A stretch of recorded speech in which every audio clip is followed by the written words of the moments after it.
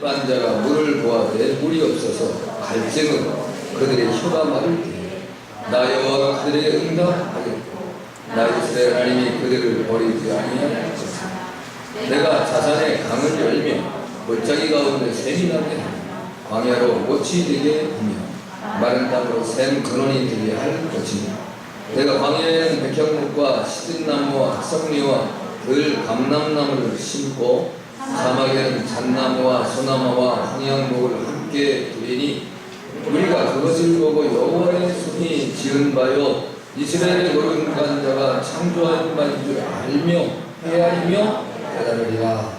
나 여호와가 말하노니 너희 우상들은 소송을 일으키라.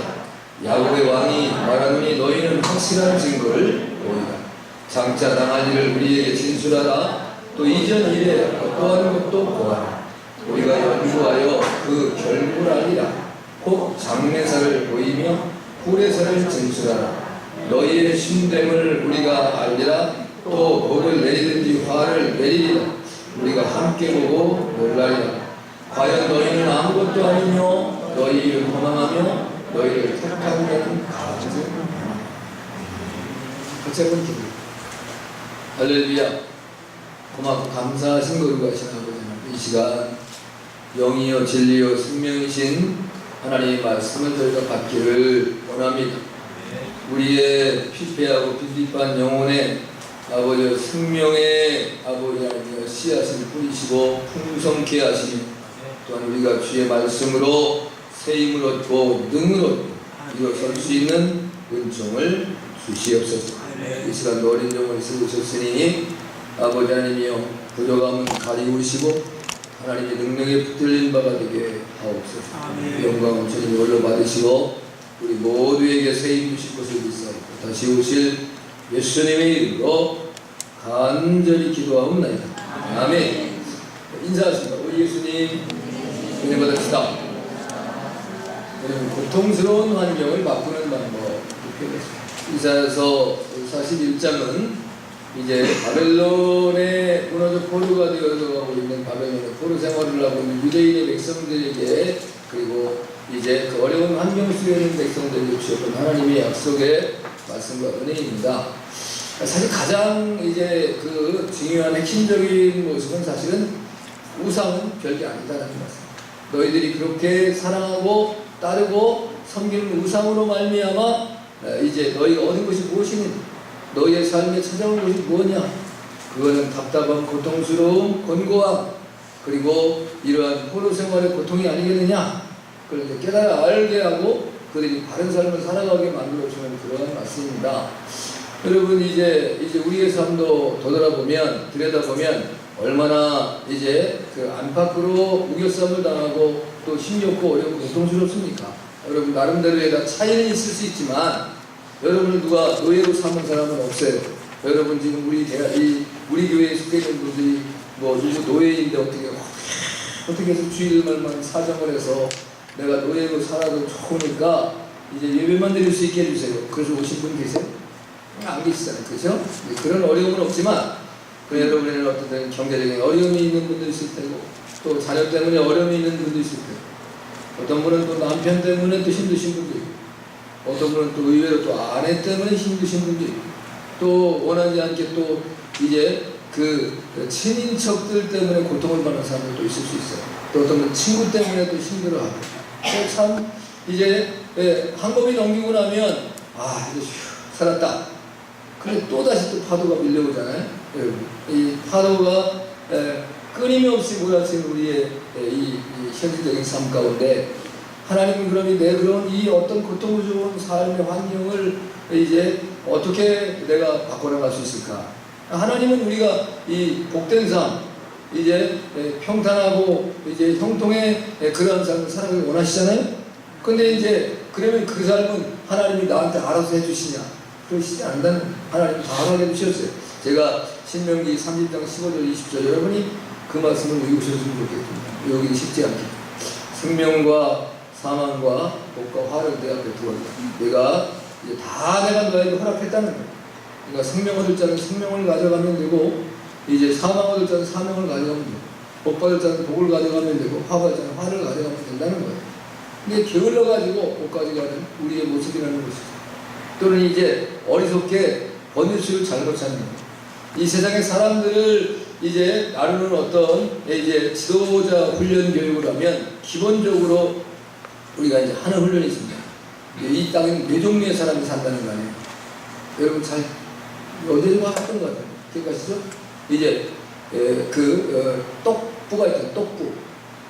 똑똑하고 부지런한 사람은 똑부라는 거예요. 똑똑하고 부지런한 사람. 이제 그걸 똑부라는 거예요. 그 다음에 이제 똑개가 있어요. 똑개. 개, 이제 기어다니는 개가 아니라 똑똑한데 게을른 사람이 있어요. 무지하게 똑똑해요. 그래서 게을러요. 근데 이제 멍개가 있어요. 멍개. 왜 노릇스름한 산의 멍개가 아니라 멍청하면서 게을러요. 이게 참 답답해요. 그런데 이 사람보다 더 문제가 생기는 거냐면 멍구예요. 멍청한데 부지런해요. 그러면 제일 이제 어리석고 문제가 생긴 사람은 멍청하고 부지런한 사람. 멍청한 사람은 게을러야 돼요. 그래야 일을 안 내요.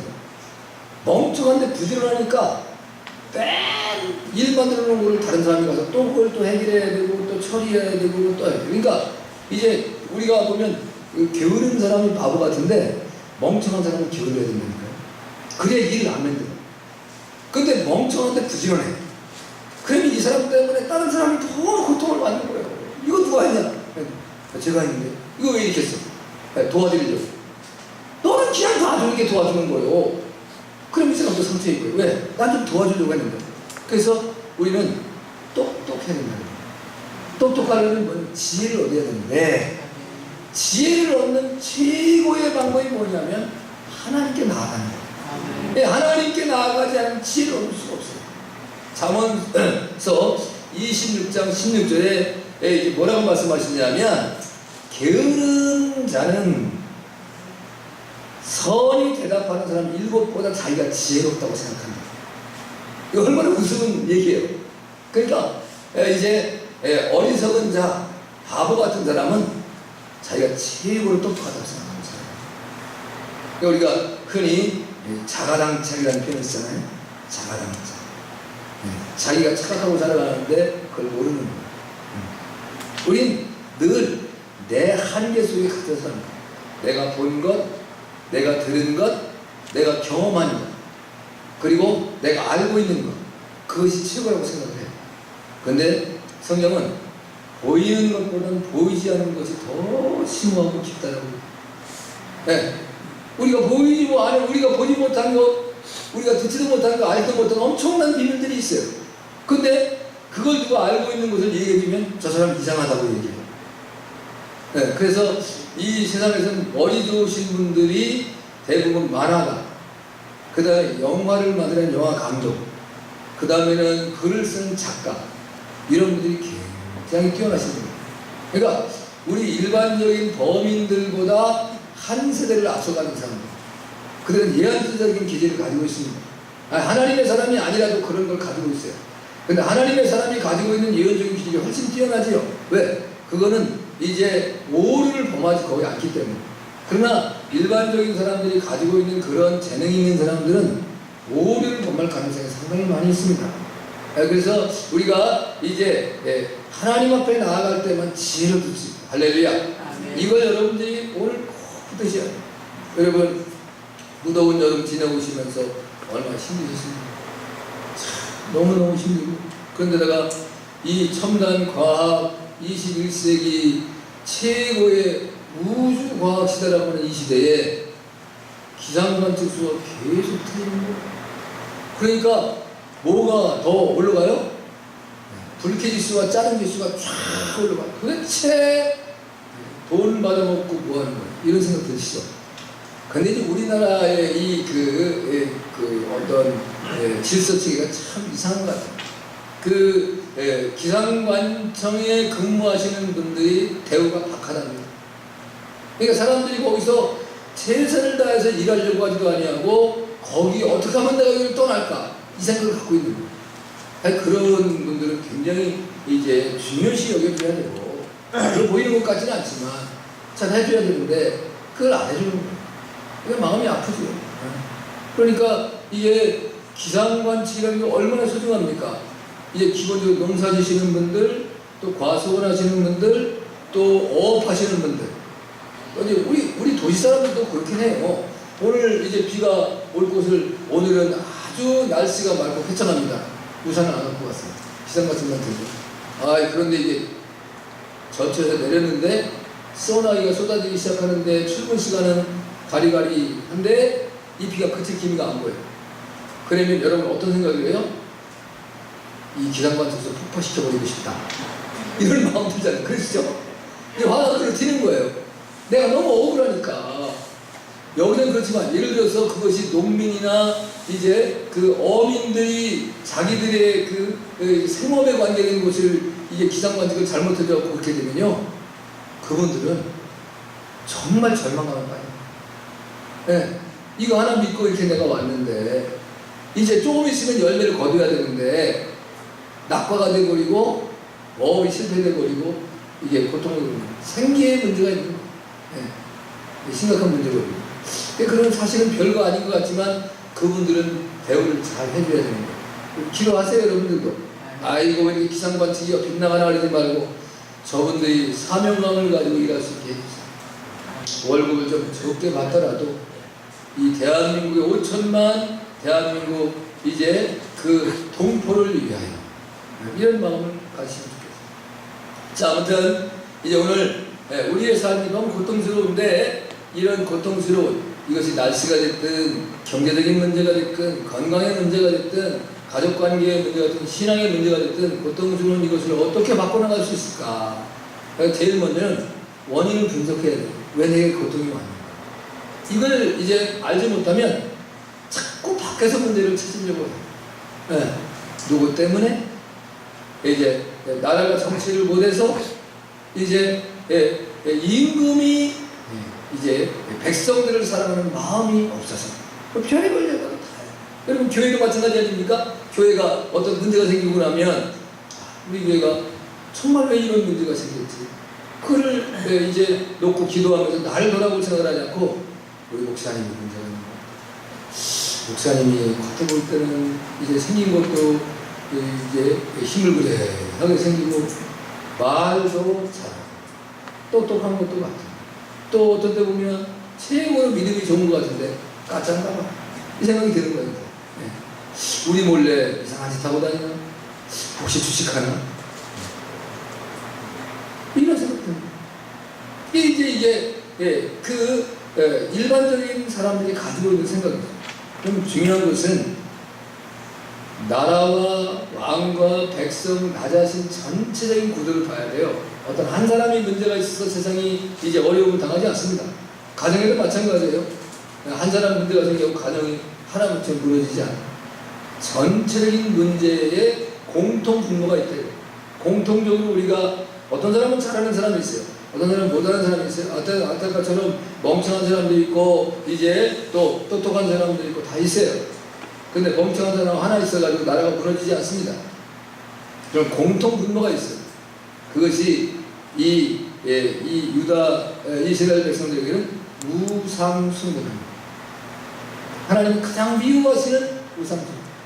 그거에 빠졌어요. 근데 그럼 우상숭배는 왜 하는가? 여러분 우상숭배 왜 해요? 우상숭배 왜 해요? 이걸 안 해요. 이걸 모르면 소용없는 거예요. 자, 오늘 같은 21절에 나 여호와 말하니 너희 우상들은 소송하라. 야곱의 왕이 말하니 너희는 확실한 증거를 보여라. 이렇게 말씀하세요. 이 우상, 니들이 이제 섬기는 그 우상에게 말하는 겁니다. 그 우상, 그래, 너 나하고 한번 붙어보자.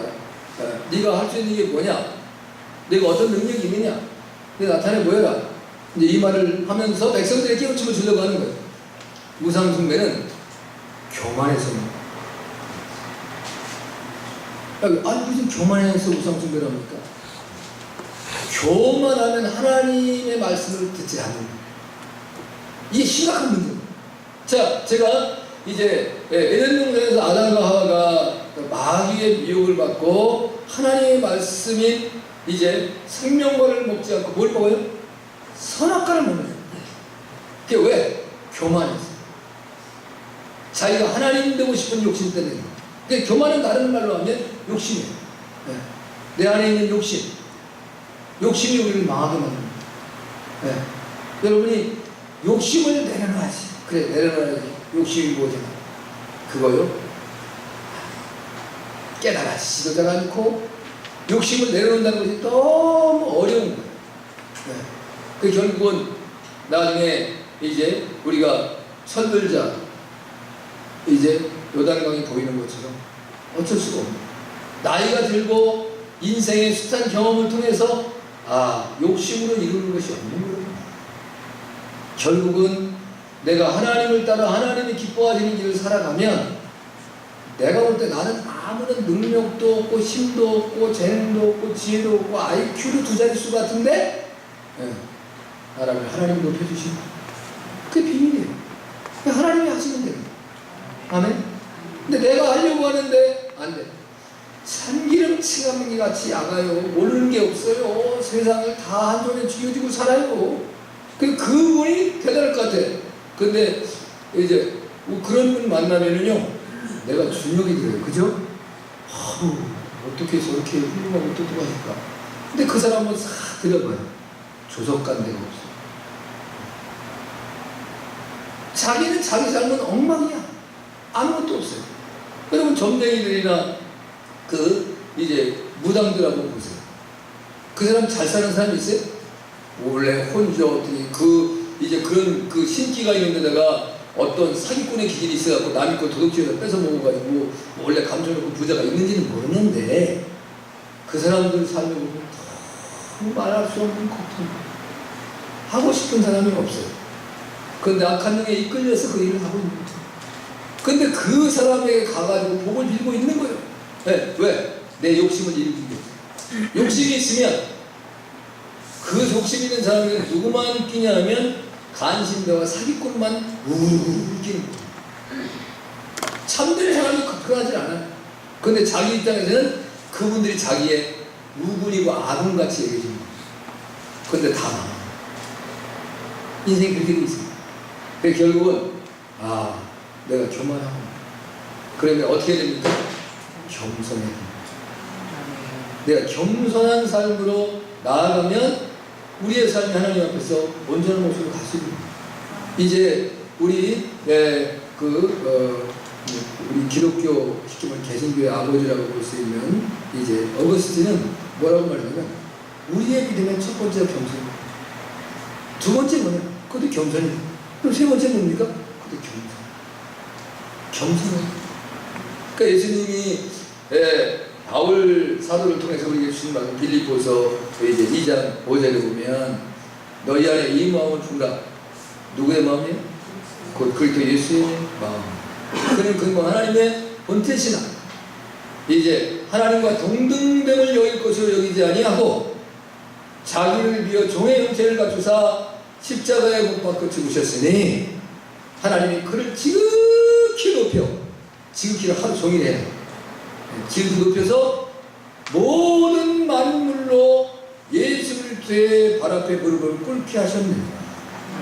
여러분 예수님이 겸손한 자기를 죽여서 이제 인류를 살리기 위하고 하나님의 말씀을 따랐는데 하나님은 예수님을 높여주셔서 그 누구도 예수님과 무릎을 꿇지 못할 자가 없게 만드셨다. 다 꿇어야 돼. 이 세상에서는 예수님을 안 믿고 자기의 잘남과 자기의 높음을 드러내고 사는 사람이 있을 수 있습니다. 돈 잘 벌어요. 권세도 있어요. 그리고 아주 약삭 빨아가지고 이제 마른 땅만 밟고 다니는 사람도 있습니다. 그래도 죽고 나면 다 백보자 심판대 앞에서 주님 앞에 무릎을 꿇어요. 천국을 갈 것이냐 지옥을 갈 것이냐 결정이 나아져. 지금은 모르죠. 지금은 자기가 최고인 것 같아서. 근데 이제 마음이 아픈 거는 대한민국이 이제 하나님의 은혜로 이 어려운 말할 수 없는 어려운 이제 전란과 일제 침탈과 그 어려운 시기를 잘 겪고 이제 피폐함 속에서 쉽게 말하면 황무지에서 이제 백합꽃이 피었어요. 이렇게 놀라운 축복으로 왔는데 그 모든 이제 배후에는 하나님이 계셨다. 복음이 이 나라를 살렸다. 우리 이렇게 다 고백하잖아요.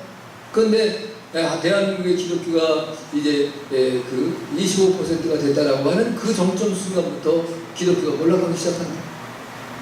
이게 고민이고 고통스러울 거예요. 왜 이렇게 됐는가? 왜 이렇게 됐는가? 우리 하나님의 사람들이 교만해지기 시작했다. 사실 대한민국에 복음이 들어왔을 때는 교회를 찾고 예수님을 믿는 사람들은 다 어려운 사람들이에요.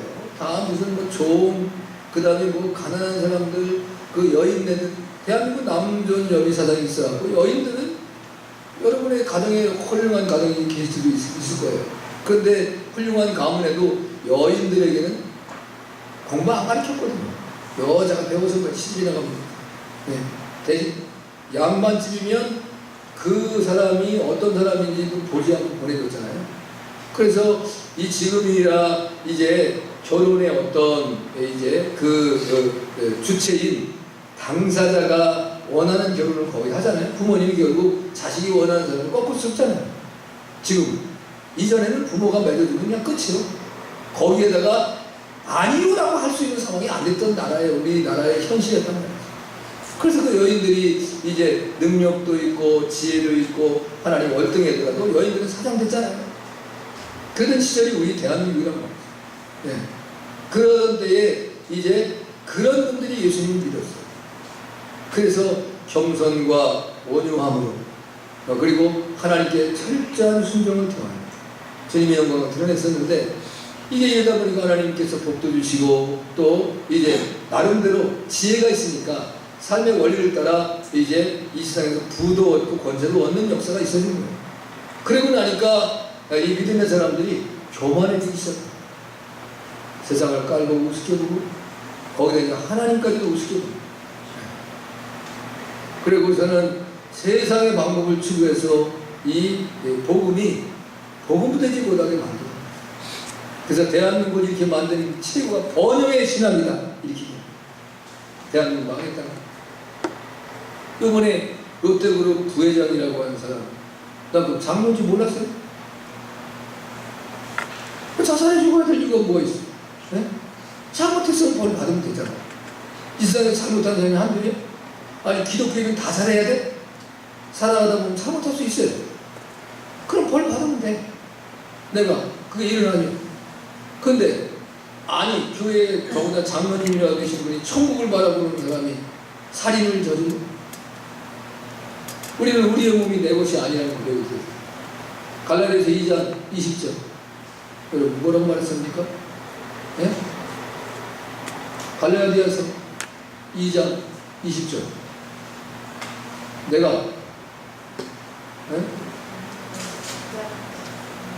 무예수침의 시작이 말 안 나오고, 내가 그리스도와 함께 십자가 못 박혔나니 그런데 이제는 내가 산 것이 아니요 내 안에서 그리스도께서 사신 것이다. 내가 이제 육체 가운데 사는 것은 나를 위하여 자기 몸을 버리신 하나님의 아들을 믿는 믿음 안에서 사는 거라. 이제 우리가 예수님을 믿고 난다면 내 마음대로 내 몸을 해서는 안 되는 거예요. 살인은 두 가지예요. 타인을 죽이는 이제 살인이 있고 자기를 죽이는 자살이 있는 거예요. 자기를 죽이는 건 살인이 아닙니까? 그것도 살인이죠. 우리 10계명 중에서 뭐예요? 6계명, 7계명, 8계명이 뭐예요? 살인하지 말라.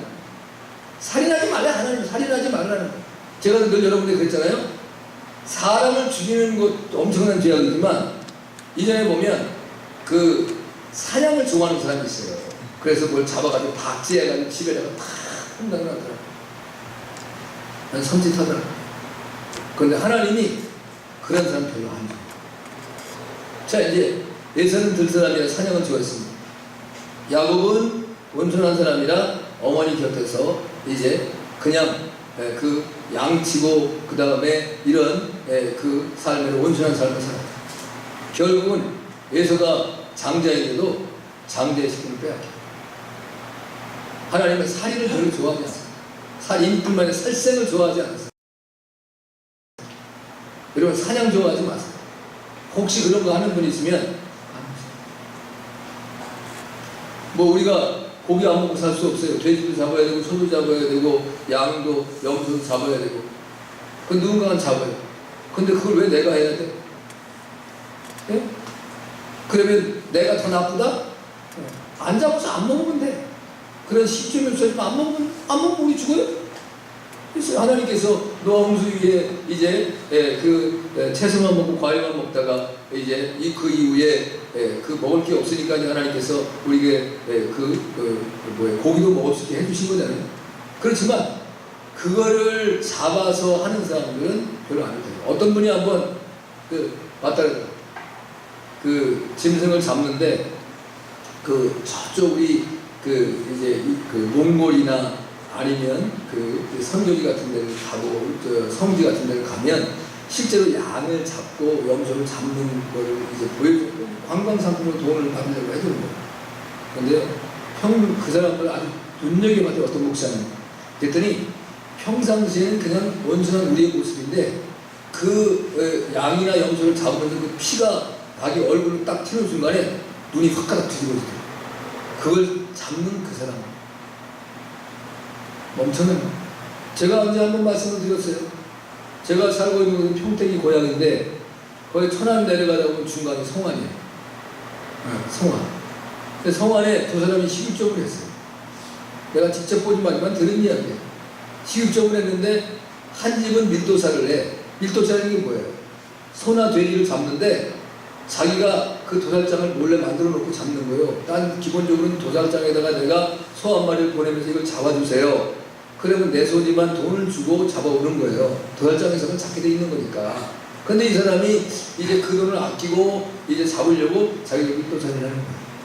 근데 이제 어떤 방법을 하는데 그 집에 고기가 더 맛있기 시작합니다. 그러니까 옆에 있는 사람이 화가 나는 거예요. 식육점인데 저 사람이 더 집에는 손님들이 보글보글 우리 집에 손님이 안 와. 그래서 그거를 밀고 했어요. 그러니까 이 사람이 감옥을 갔다 오고 난 다음에 그래? 너 좀 두고 보자. 그래가지고 그 사람을 죽일 각오를 합니다. 그런데 실제적으로 죽였다는 거예요. 그러니까 소나 돼지나 양이나 염소를 잘 잡고 잡는 사람들은 사람을 죽여도 별로 두려움을 안 느낍니다. 여러분 살생이라는 게 무서운 거예요. 하나님 절대로 기뻐하지 않는 그러한 모습의 모습입니다. 여러분 이제 제가 이 우상숭배에 대한 이야기, 교만에 대한 얘기라면서 이런 말씀을 계속 풀어나가는 겁니다. 인간의 마음이 겸손해야 된다는 거예요. 겸손하지 아니하면 우리의 모습은, 우리의 환경은 나아질 수가 없습니다. 왜 나를 죽이냐? 남을 죽이는 것도 굉장히 약해요. 자기를 죽이는 것도 하나님 앞에 죄입니다. 네. 아멘? 하나님은 이런 이제 고린도서에서 이런 말씀을 주긴 하셨어요. 이 사람이 이제 그냥 놔두면 하나님의 부름받은 백성인데 이 세상에서 끊임없는 죄를 짓는 거예요. 고린도전서에 보면 그게 있잖아요. 어떤 고린도 교회에서 자기 계보하고 간통에 빠진 자식이 있었다 이거. 얼마나 음란하고 악했는지.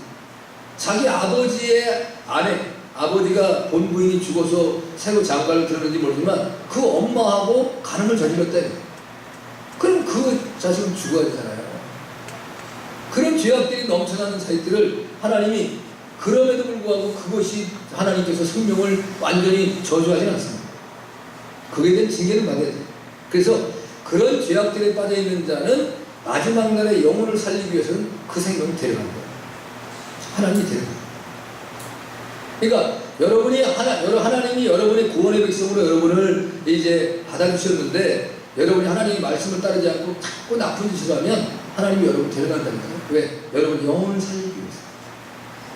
이게 무서운 얘기예요. 이 땅에서 우리는 살아야 되잖아요. 이 땅에서 우리가 하나님이 주신 천수를 누리지 못하고 죽는 것이 얼마나 고통스러운 것이에요. 천수를 누려야죠. 그렇지만 그럼에도 불구하고 죄만 짓고 하나님이 기뻐하시는 하나님의 백성으로 살아가면 하나님이 데려가시는 거예요. 경고를 주다가 말을 안 들으면. 그러면 그 사람은 나름대로는 죽었지만 행복한 사람이에요. 왜? 그 영혼은 살림을 받기 때문에. 할렐루야? 그게 하나님의 비밀이에요. 그러나 여러분 스스로 내 결단에 내가 교만해서 그래 나 하나 죽으면 해결되겠지. 뭐가 해결돼? 더 얽히고 설키는 거야. 근데 그 정점에 우리 믿음의 사람들이 있어서는 안 된다 이거예요. 여러분. 여러분도 그거 마찬가지예요. 내가 잘못한 거 혹이라도 가족 가운데서도 이제 내가 남편인데도 불구하고 내가 잘못했으면 아내한테 잘못했다고 자식한테도 잘못했으면 자식한테도 잘못했다고 해야 돼. 그것이 이제 올바른 하나님의 사람이지. 잘못하고 나서 내가 자존심이 그 자존심이 뭐예요 도대체? 네? 그 자존심이 하나님 앞에서 뭐냐? 잘못했으면 잘못에 대한 대가를 받으면 돼요. 그럼 하나님께 용서하시는 거예요. 아멘? 여러분이 혹 살아가다가 여러분의 인생에 뭐 잘못 절렸으면 이거 어떻게 할지 모르고 이거 이렇게 내가 나 알면 이때까지 내가 살아온 내 삶이 다 무너지고 저 사람이 나를 우습게 하고 나를 이제 아주 나 손가락질 할 것이고 그게 두려워가지고 감추려고 시작하면 잘못한 건 잘못한 것으로 인정을 하고 잘못한 것에 대가를 받으십시오. 그럼 해결되는 할렐루야. 네, 완전히 뭐 상황이 바뀌어지는 건 아니지만 해결이 됩니다. 용서를 받을 수 있는. 여러분 당시에 이스라엘과 유다의 백성들은 남쪽에 내고 북쪽에 나스로 바벨론 주변의 열왕들의 힘을 빌어서 문제를 하려고 했다. 그러니까 교만해지면 하나님 앞에 나아가지 않냐고 사람을 의지하려고 하는 거예요. 어떤 문제가 딱 생기면 어떤 사람을 찾아가야 되나 빨리 알아봐. 좀 연줄 닿는데 뭐 누구 없어 뭐 전체적인 걸 찾아보는 거예요. 찾아보는 거예요. 이번에도 보니까 대통령 동생 되신 그 사기치고 사기도 별로 친 것도 그래가지고 이제 그 매스컴에 올라내리고 생피하고. 근데 그 사람도 트라우마가 뭐냐면 늘 자기는 이제 사랑을 못 받았다는 거예요.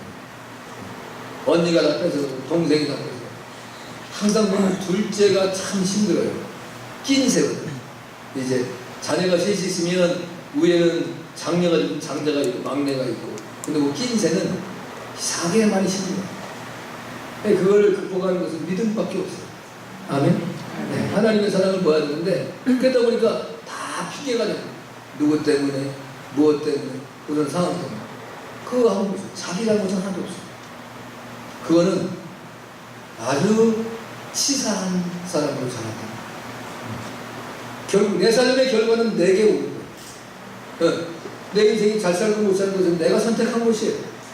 나를 누가 그걸로 밀어넣지 않았습니다. 네. 모든 사람이 다 그렇게 살아갑니까?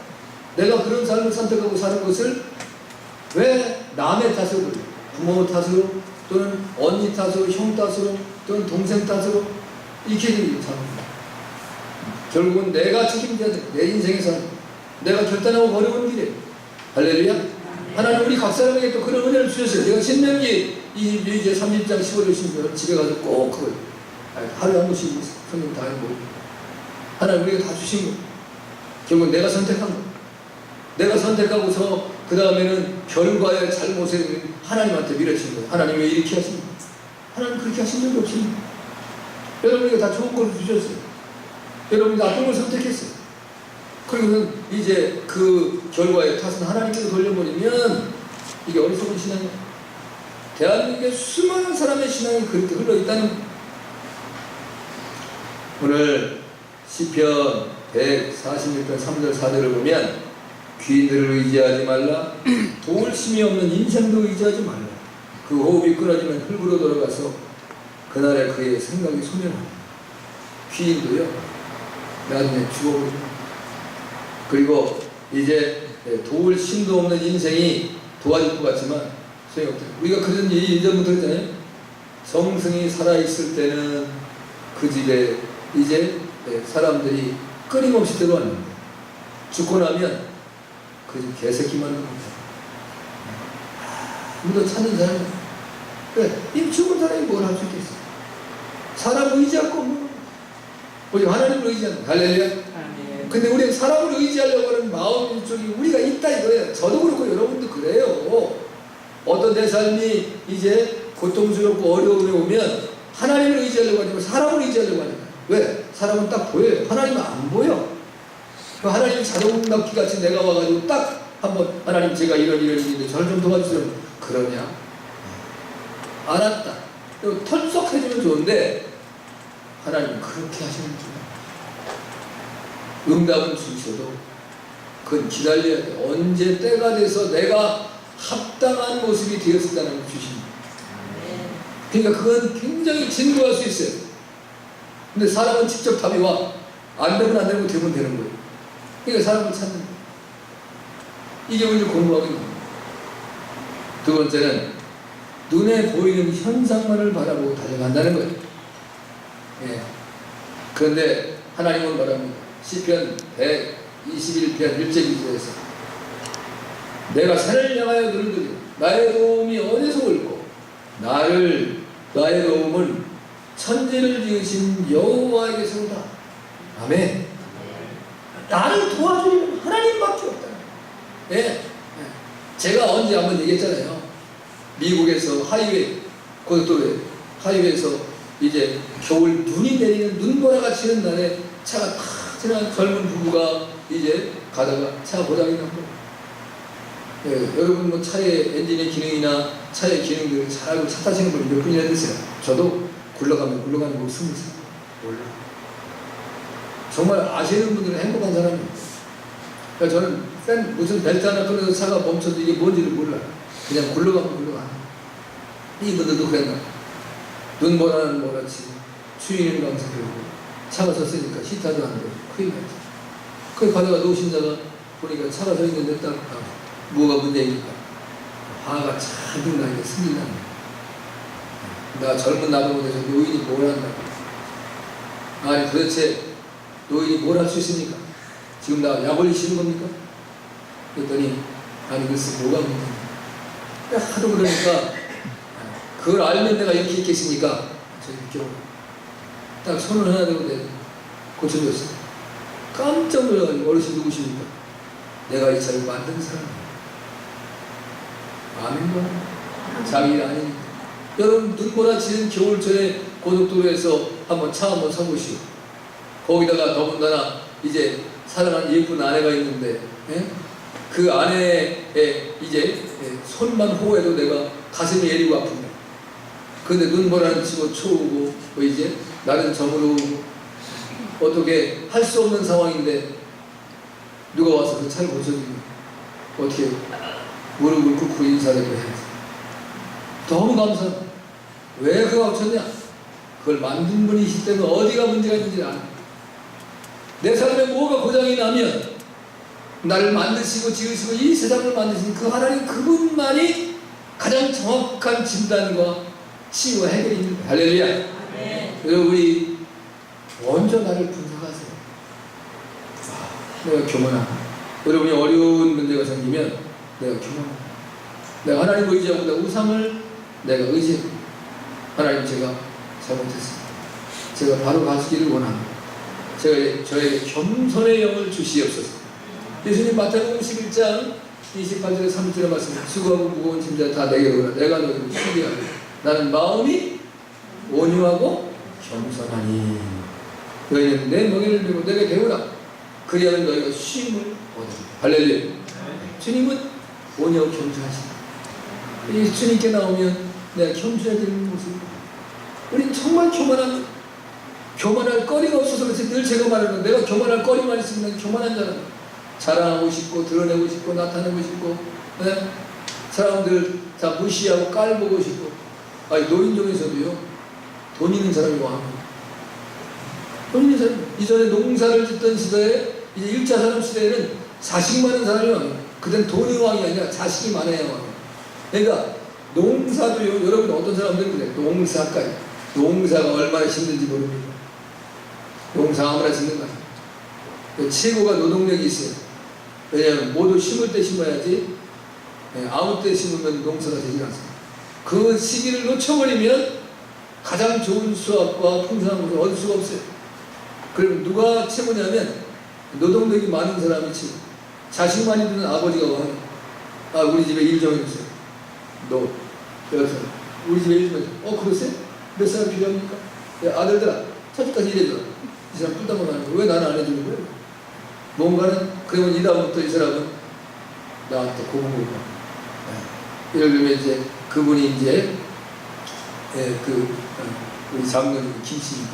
김씨 어른이라고 한번 부르는 거예요. 우리 집에 좀 한번 오시오. 근데 그것도 밤 12시에 부르요. 그래도 이해하고 가야 돼. 왜?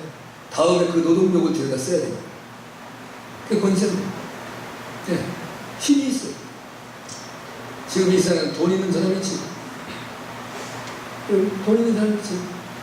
현재 이 세상. 그래서 망하는 거예요. 네. 믿음 있는 사람이 최고해야 되는데. 할렐루야. 여러분이 믿음으로 승리할 수 있는 여러분들에게 주님을 축복합니다. 잠언서 16장 18절에서 교만한 배망의 선동이요 거만한 마음은 넘어짐의 앞잡이니라 이렇게 말씀합니다. 두 번째는 자 이제 원인 분석이 끝났어요. 그럼 해결 방법을 찾아야죠. 해결 방법을 찾는 것은 내 처지를 직시하는 것. 네. 우리는 이제 우리가 흔히 쓰는 말이 있어요. 부자가 망해도 3년은 산다. 이제 양반은 이제 조석관 데가 없어도 애행을 해야 된다. 수염을 쓰다듬으면서 애행을 해야 된다. 그래야 양반입니다. 그건 바보스러워. 양반도 힘이 없으면 나가서 돈 벌어야 돼. 먹을 게 없는데 애행하고 있으면 누가 밥 갖다 주지 않아요. 나가서 땀 흘리고 일해서 처자식을 먹여 살리는 것이 양반이요. 애행하는 게 양반이 아니다. 내 처지를 알아야 돼. 우리 집에 떼거리가 없는데 애행하고 있어가지고 그게 처자식은 쫄쫄이 굶고 배에서 꼬르륵 소리 나는 거야. 애행만 해가지고 뭐가 되겠어요? 나가서 열심히 일을 해야지. 자신의 처지를 지시해야 된다. 지금 내가 지금 유대인이 포로로 잡혀갔어요. 우상숭배에 빠져서 죄악에 빠졌어요. 그런데 내가 하나님의 자녀인, 내가 장자인, 내가 하나님의 성민인, 그거 외치고 있어도 되겠습니까? 네. 왜 이렇게 됩니까? 알았어요. 우상숭배. 어떻게 우상을 버려야지. 내 마음에 교만을 내려놓아야 돼. 내가 교만했구나. 하나님 잘못했습니다. 용서를 필요해. 그게 걸어갔죠. 자, 오늘 17절에 가련하고 가난한 자가 물을 구하되 물이 없어서 갈증으로 그들의 혀가 마를 때에 나 여호와 그들에게 응답하겠고 나 이스라엘 하나님 그들이 버리지 아니할 것이다. 응답한다는 건 뭐예요? 하나님을 찾아야 응답이 있어요. 하나님이 찾지도 않는데 야 이 녀석아 이렇게 불쌍하게 살아. 그럼 누가복음 15장에 보면 뭐가 나와요? 이제 어리석은 작은 아들의 비유가 나와요. 그렇죠? 우리 흔히 탕자의 비유라고 표현해요. 근데 한번 생각해 보세요. 여러분이 이제 그냥 남의 일이니까 그냥 있는 거예요. 저는 그게 이해가 안 돼요. 왜 그러냐? 당시 예수님이 살던 시대에 예수님 비유로 말씀하신 것만 그렇지만 아버지가 돌아가시지 아니한 아버지 앞에 유산을 물려달라고 하면 그건 뭔 얘기예요? 아버지 빨리 죽으세요. 유산은 아버지가 돌아가셔야 주는 거예요. 그렇잖아요? 그래요 안 그래요? 좀 대답을 좀 하시오. 아버지가 돌아가셔야 자식이 유산을 받는 거예요. 예?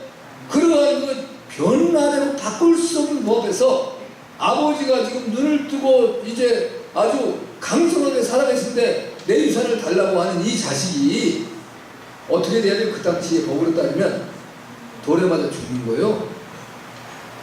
유대에 보면 돌로 쳐 죽이는 거예요. 근데 그 아버지가 유산을 줍니다.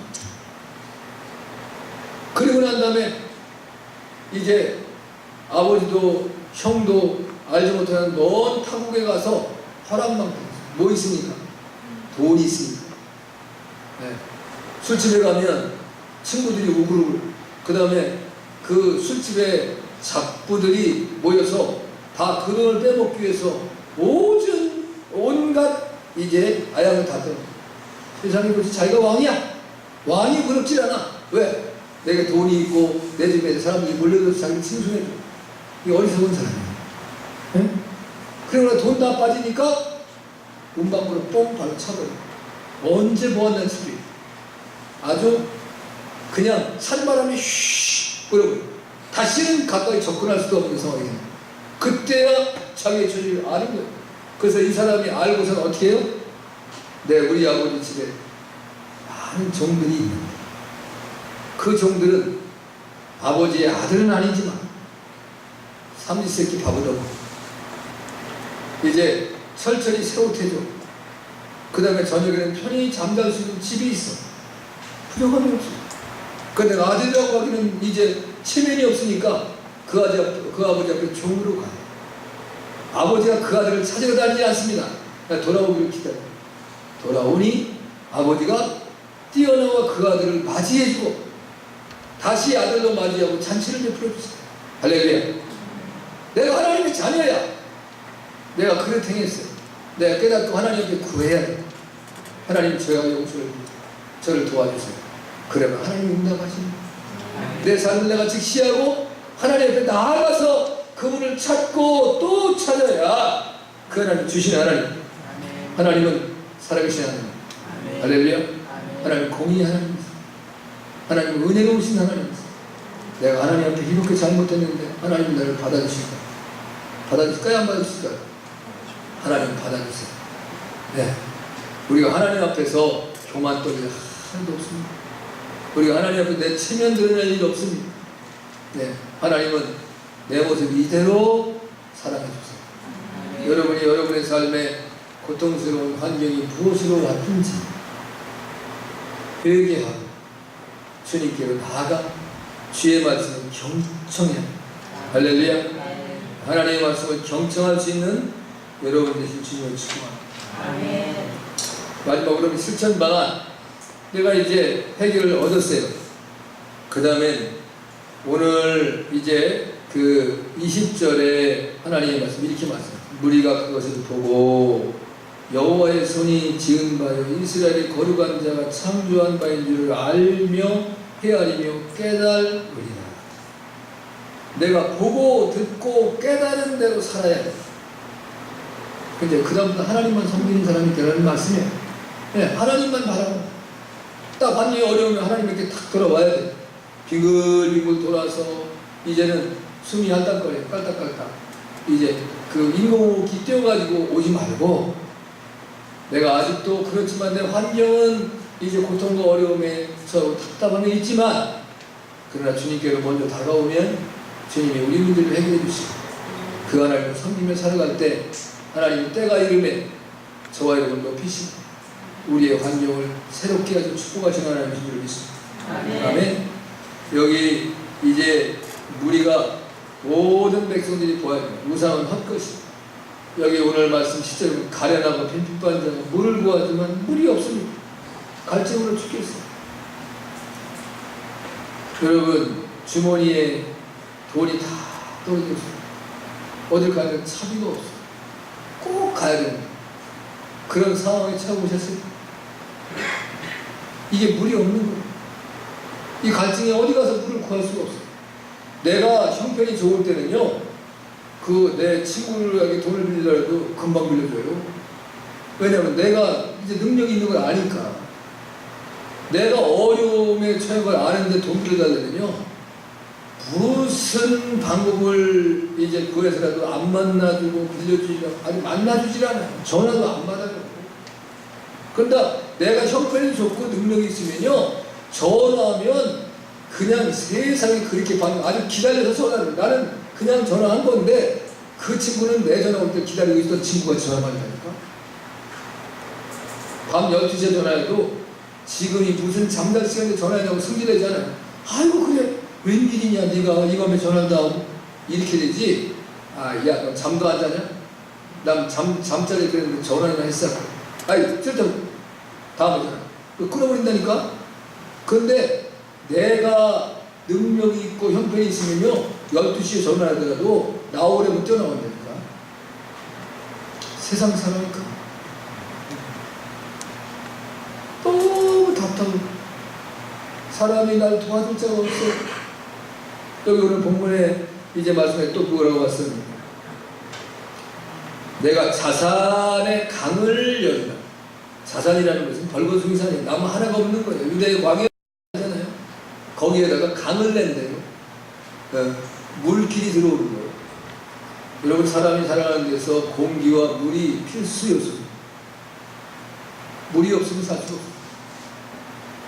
여러분이 대한민국에 물이 많이 부여오고 이제 오염도 되기도 하고 물이 부족하다고 하지만 물이 있는 게 너무 감사해요. 참 지금 이제 사회적으로 세상이 되는데 지금 어려운 세상이, 우리 어렸을 때는 여러분 그 어떤지 모르겠어요. 제가 이제 있는데 강이 하나 있었어요. 강이라고 하나 했는데 이제 그곳에 가서 우리가 이제 깨먹고 놀았잖아요. 어릴 때. 그럼 목이 말라요. 그럼 뭘 물을 먹어야 돼요? 먹을 물이 없어요. 그렇잖아. 그런데 그 모래사장에 모래를 이렇게 파놓으면 거기다 물이 싹 고여요.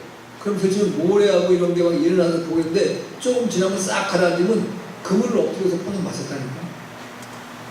우리가 사는 이제 철분이 많이 나오는 곳이 옛날에 작두 펌프질해서 쓰는 곳이었는데 가난한 집은 그게 없어. 작두 펌프를 그게 밑에다 관정을 받아가지고 올리는 건데 가난한 집 안에 그 펌프를 어떻게 세우고 있어요. 근데 이분들은 여름에는 안 그랬지만 겨울에는 그 시냇물을 갖다가 얼음을 깨고 퍼다 먹었다니까. 그 물이 훨씬 맛있었어요. 그 당시는 계속 바닥에 모래가 있어서 스스로 물이 흘러내면 정화가 되는 거예요. 근데 겨울엔 누가 뭐 목욕도 안 하고 빨래도 거기 나와서 안 하니까 그 물이 좋은 물이에요. 아무 데서나 먹을 수 있었어요. 지금 여러분 물 어떻게 해요? 물과 기름과 뭐가 비싸? 네? 난 물이 비싼 것 같더라고. 모르겠어요. 요즘에 그 역전이 있나 안 되는 건데 물 1리터짜리 물 얼마예요? 네? 1,000원? 그럼 기름이 좀 비싸네. 그런데 얼마 전까지만 해도 물이 더 비쌌던 것 같아요. 아, 우리 그거 그런데 물을 돈 주고 사 먹을 시절이 올 줄 알았어요? 여러분 그런 요즘에 젊은 청년들은 당연히 물 사 먹어야 되는 걸로 알지만 우리 때는 물 사 먹는다는 건 생각을 못했어요. 근데 지금 물 사 먹어요. 기름값만큼 주고 사 먹어요. 무시무시한 시대가 지금 봉이 김선달이 이 시대에 나타납니다. 대동강물을 팔아먹는데 지금은 대동강물 아니면 다 팔아먹어요. 근데 물 팔아먹는 사람으로 저 사람 신세대 봉이 김선달인가 봐 이런 사람 있어요? 아무도 없어요. 당연히. 근데 실제로 좋은 에비앙 같은 경우는 훨씬 비쌀 거예요. 기름값보다 비쌀 거예요. 그런 시대를 살아. 안타깝습니다. 그런데 자산의 강을 내주는 거예요. 하나님. 할렐루야. 여러분, 하나님은 복되지 않는 거죠. 우리 우상은 할 것입니다. 우상은 말하지도 못하고 듣지도 못하고 보지도 못하고 무엇 하나 해줄 수가 없어요. 그래 교만하면 자기를 위해 자기 신을 씁니다. 우리 하나님을 의지하고 겸손히 하나님 우리를 만드신 분이시고 우리를 다스리시는 분이시고 우리를 복주시는 분이시고 할렐루야. 그 하나님을 믿고 믿음으로 나아가는 거예요. 여러분의 삶의 위기가 어떤 주기가 오는지를 살펴야 돼요. 여러분 개인적으로 살펴야 됩니다. 내 삶의 위기가 와요. 그 서클이 있습니다. 한번 여러분이 기록하고 보세요. 이럴 때 이런 위기가 오고 건강에는 어떤 때 왔다. 그 다음에 경제적으로는 어떤 위기가 왔다. 가정사에는 무슨 위기가 왔다. 그때마다 여러분이 다 그걸 기록해 놓으시는 거예요. 그러면 다 원인이 있고 이유가 있고 그걸 어떻게 풀었던 그런 기억이 있습니다. 최고의 빠른 방법이 하나님께로 돌아옵니다. 할렐루야. 그리고 하나님을 섬기는 거예요. 우리는 그렇게 부름받았고 하나님이 그 백성들을 기뻐하고 즐거워하고 사랑하시는 거예요. 그 우리가 원하는 모든 것들을 공급하시는 하나님이십니다. 여러분 하나님을 의지하고 여러분의 이 고통스럽고 답답한 환경들을 다 풀어나가시고 하나님의 은혜와 축복 속에 날마다의 삶이 감사와 기쁨과 희락과 은혜로 충만할 수 있기를 주님으로 축복합니다. 아멘. 다 같이 일어나서 주여 한번 부르고 말씀을 기억하면서 기도합니다. 시작. 주여